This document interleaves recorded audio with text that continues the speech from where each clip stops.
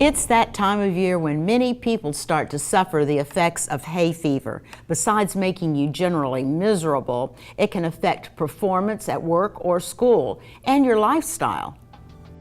Hay fever, often called allergic rhinitis, is a common condition that causes symptoms such as sneezing, stuffy nose, running nose, watery eyes, and itching of the nose, eyes, or roof of the mouth. But you don't have to put up with these symptoms. You can learn to avoid your triggers and find the right treatment. Ed Nusel, board-certified nurse practitioner at the Allergy, Sinus, and Asthma Family Health Center, works with patients to find relief from allergies. Here in the Central Florida area, when we're looking at a spring allergy season, typically we're looking at the trees. But when it starts to warm up, you'll start to see the pollen start to rise. The allergic reaction triggers your immune system, which activates an inflammatory process. A great majority of the people that have allergies do have or develop asthma.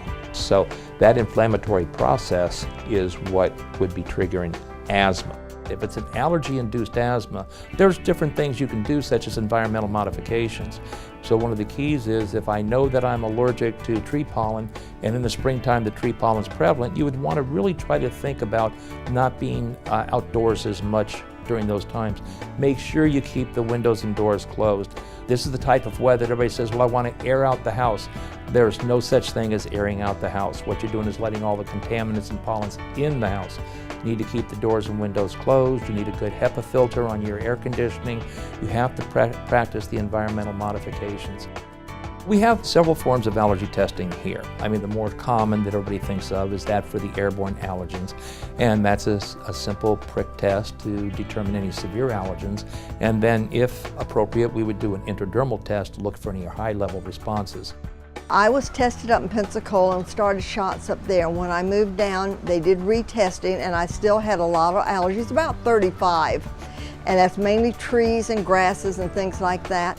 When we've allergy tested someone for the airborne allergens, we then can provide them with a serum, which in effect is exactly what they're allergic to. And this is called immunotherapy. We expose your body to these specific allergens, and you, through your own immune system, develop a defense. And they may not need the shots, not everybody does, but I did, and I don't plan to get off them as long as I live, because they have made my quality of life 100% better than it used to be. To find out more about hay fever, or to get in touch with Ed Nusel and the staff at the Allergy, Sinus, and Asthma Family Health Center, please visit our specialist directory or click the Pollen Overload story link on our homepage, yourhometownhealth.com.